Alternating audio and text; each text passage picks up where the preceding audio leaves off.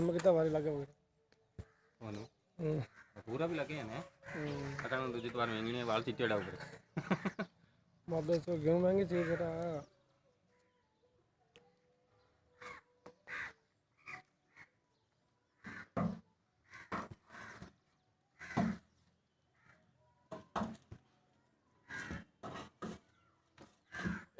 चले वो लिया यार